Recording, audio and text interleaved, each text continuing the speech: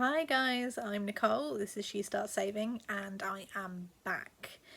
This is the what on earth happened because you disappeared off the face of the earth. The last video I put out, I think, because I haven't even, I haven't checked. I've not logged into YouTube. I've completely neglected this channel because it all went to pot. Like pot, bad pot, shit pot. Yeah. So this is what happened. So I, obviously the last time you guys heard, I had accepted a new job. I was going back to being self-employed to work as a costume designer on a feature film, which was the original career that I had trained in. It was like the dream job, and it was the result of which was that I was going to be leaving my salaried, secure full-time position, earning £1,249 a month.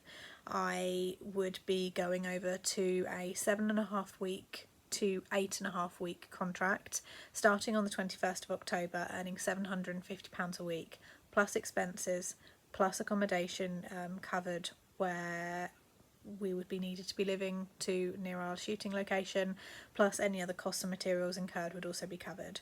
I think I worked out on the 7.5 week scale that I'd probably be taking away just over £5,600. And that would be starting from the 21st of October to ending probably the earliest middle of December. So I would be having pretty much finishing, having a nice Christmas off. I'd made all sorts of plans that I'd written down. I was going to fully fund my emergency fund.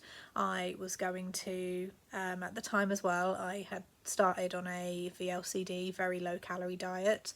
So I was on 800 calories a day, so I would have hit my target weight. I was going to go clothes shopping with like my friend and I, who's also on the feature.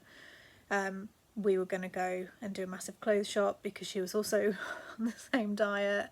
I was going to do a room overhaul, and I was also going to be able to like survive while I was working. I was going to be able to cover all my bills and then have money for the next kind of like couple of months, so January and February, when things were going to be quiet, and I was going to use that time to launch the second aspect of my business, which I will talk about in a second video because it's a different kind of sideline. So I gave my notice in, gave 3 weeks notice. The day before my notice is up, when it is too late for me to do anything about it, we get an email saying that production wouldn't be starting on the Monday as planned, that there was going to be a small delay due to scheduling issues, and we would be starting the week of Monday the 28th of October, which is, slightly frustrating, but as someone who, whenever I'd change jobs, I would literally kind of, finish on one day and start the next, the prospect of having a week to basically kind of get myself organised and wind down from the job that I'd done and be ready and prepared mentally for the job that I would be starting was quite intriguing. I would be getting a wage from my last wage from my employer, although as I found out when I actually got paid, it was half the amount I was expecting, because I'd taken too much holiday, and by the time that was then taken back and tax and national insurance and deductions had come off, I was left with like £595. But it's like, do you know what? It's not a problem. I can pay for stuff, and then I'm going to start earning. I'd already done some work that I hadn't been paid for yet on this. In anticipation of us starting in October, I'd done about a week's worth of work anyway on design and prep and things. And we were getting a reasonable amount of communication at this time. We were called down to London for a meeting. And we were called down to London for a meeting after we were told about another delay. So this was the second delay. So it was kind of like we were finding out on the Thursday or the Friday that we were not starting on the Monday as planned. So we were basically kind of like being retained without being paid. And up to date, I have incurred about £174 worth of expenses for travel across kind of travel, train tickets and mileage and things, plus the work that I've done already on prep, which is about another week's work, so that's £750. So yeah, about £900 is owed to me currently from a job. So we all trooped down to London. and basically get told that the production is standing down for the time being. Now, when a production stands down, it means it's not greenlit, which means that any invoices you submit will not get paid until production is greenlit again, because it means they haven't released the funds. The funds are not there for you to be paid. So I cannot invoice and couldn't invoice for the money that was quite frankly needed. At this point, I was, and I have to be like really matter of fact about it, I was in a really dark place mentally, which is all dramatic. I was at like nearly at mentally rock bottom because I was panicking and I was spiralling, because my mental health is linked to money, and that's not how much money I may or may not have, it's how much control I have over my money, which at that point was nothing. So I was down to a month's worth of rent arrears, and I get a text from my landlord going, I need the money off you, otherwise how soon can you move out? Fairly sure there's a legal thing there, but yeah. So I told mum and dad, and they knew that like things were rolling on and rolling on, and they paid they loaned the rent money for November and December, and then took me food shopping, because by this point it was the middle of November. I'd only had half the amount of money I was expected. I had bills come out as normal. I had payments that I'd pre-set up and then couldn't cancel in time that came out, like memberships. So I'd signed up to like industry specific memberships where the direct debits were being taken, and I'd signed up to those in advance, not knowing that the work wasn't going to be happening. So the money was taken, it was too late for me to do anything about it. So I got into further debt. I took out a credit card, the only credit card I could get, which gave me a balance, a limit of £250, which is at its limit. That didn't take long at all. And then I applied for income support from Department of Work and Pensions, HMRC, as a self-employed individual. Now the whole time I was job hunting for normal jobs, like any job that I could find that had a poster up in the window. I was putting a CV in, I was going into temp agencies, I was Indeed, LinkedIn, Facebook jobs, like anything that I could find I was applying for. But because all the seasonal roles had been hired back when I was still employed, and nowhere else was really hiring, like I even applied for McDonald's and didn't get a response.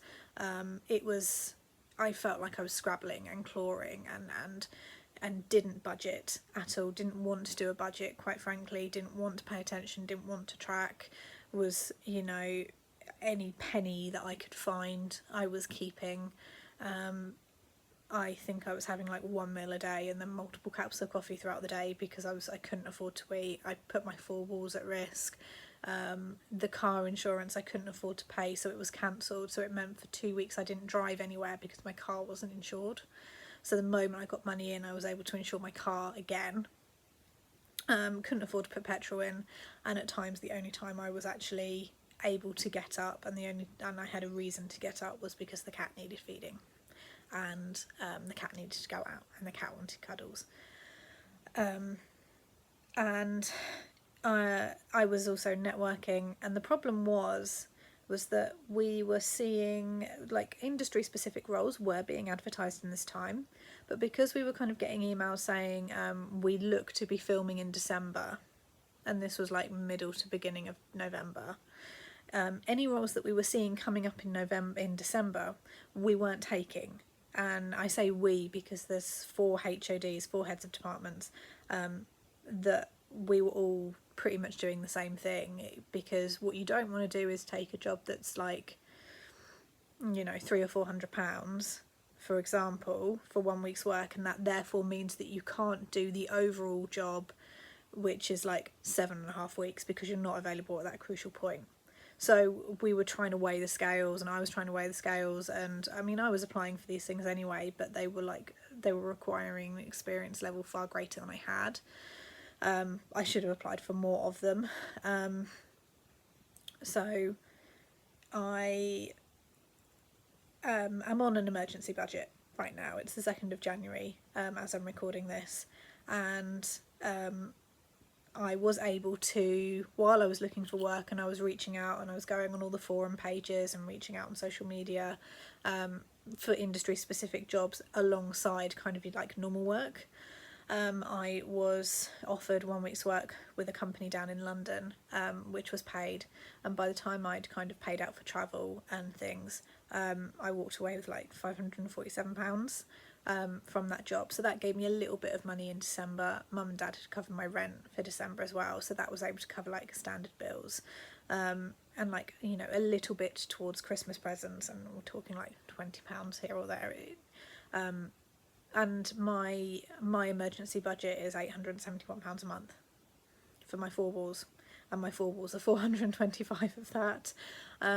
You know, I even looked at, is there anywhere cheaper for me to live that still gives me the same value, and the answer is no, not in the region where I am. If anything, it's more, because I have the cat, which I shouldn't have, so don't tell anyone, because I'm not allowed pets. But I have a garden, I have parking, and I'm ground floor, and I can hide it. Can't really do that anywhere else.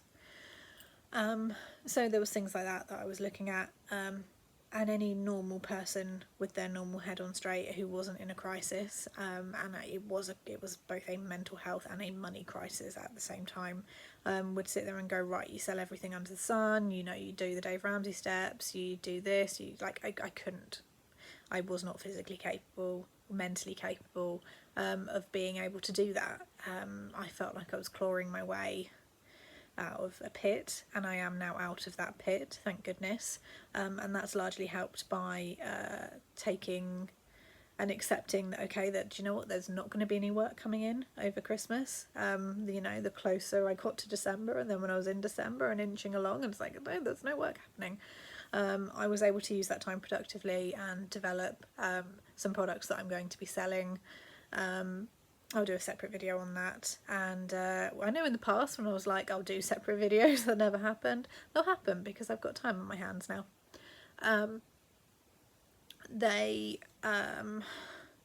So I was able to do that and get a game plan in place and just accept that this is what your month is going to be like. So I was able to kind of like restrain myself from being impulsive or doing anything kind of silly with money. What's the cat doing?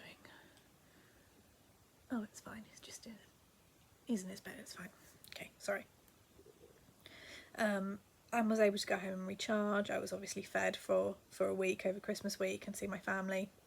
And then Mum and Dad had asked us for lists, although they start getting presents in August. And I was really struggling with the fact that the greatest value to me would have been another month of rent paid. But as far as they were concerned, they had already given me money. And I'll be honest, like, I need to add up how much I'm in the hole, because like, yeah, this is just the what happened video. I won't go on a tangent, it's going to be long enough already. And even, you know, the week before Christmas, it's, well, we might now be filming in January, and it's like, well, are you or aren't you? Any kind of normal person would be like, why don't you walk away? And it's, what we have seen is that people who have been hired in junior roles, not under me, I don't have anyone under me yet, but in other departments, who have kind of been saying, you know, what's going on, because they have declared in writing that they are not treating the production as a priority job, and have pretty much said, well, okay, we're going to look for other work and we'll take it if it comes up, blah blah blah. We then very quickly have noticed that we get emails afterwards saying so and so is no longer attached to the project. And at the same time as well, we're also getting told, well, it's fine because we can carry on doing prep and design and development. And I was getting those emails, and I flat out said, I'm not, you need to pay me. Before I do any more work, you need to pay me for the work that I've done, and then for the work that I'm going to do. And then I need a plan, and I need a proper contract. And, you know, we need to start negotiating properly. So what I have decided to do, and I know my colleagues are doing the same, but I will only speak for myself, what I've decided to do is that any work that comes up that I see in January that has set dates that is guaranteed, I will take it if I am successful in applying for it or offered it. If the film then starts, I will then look at my scheduling and deal with that at the time, and I'm not declaring it to higher ups because I would lose that, because at the same time my gut feeling is that the production will happen. At the minute my gut is saying March. I may be wrong, it may be earlier, it could very well be later, but I would be a fool to walk away from £750 a week if it happens. I was too naive in November. I was far too trusting, and the information we would be getting would be contradictory in our formal emails and then separate kind of messages and stuff, and it's very chaotic and unorganised. And I'm saying these things now because I have a fuck it attitude, because I wasn't sure of, you know, if I could jeopardise my position last time in previous videos talking about it, saying, you know, is this what it is? Like, you know, I don't know what I can say or what I can't say. That's not the case. I'm saying it. I don't link my, like, this channel and then my freelancing work is not linked, apart from me obviously, but like I don't link them. So it's a really difficult situation.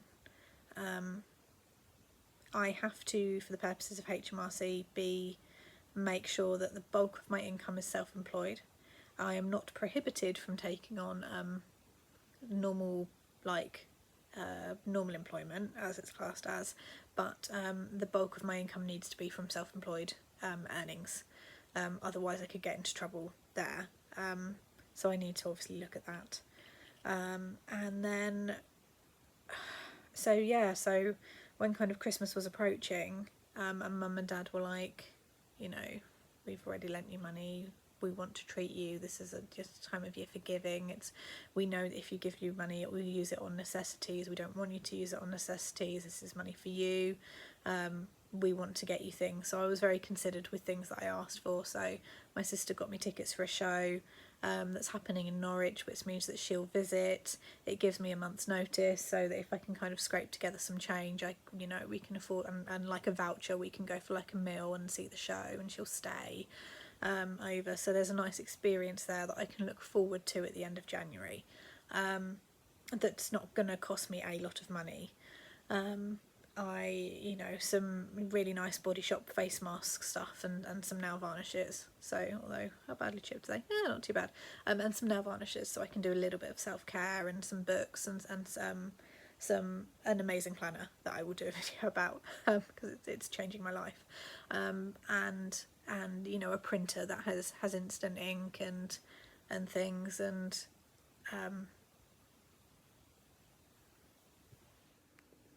sorry, my phone decided to be weird, so swapping over to my iPad to see how this goes.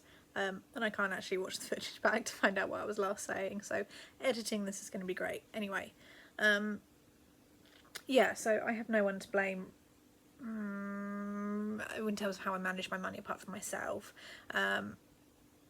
And being at home meant that actually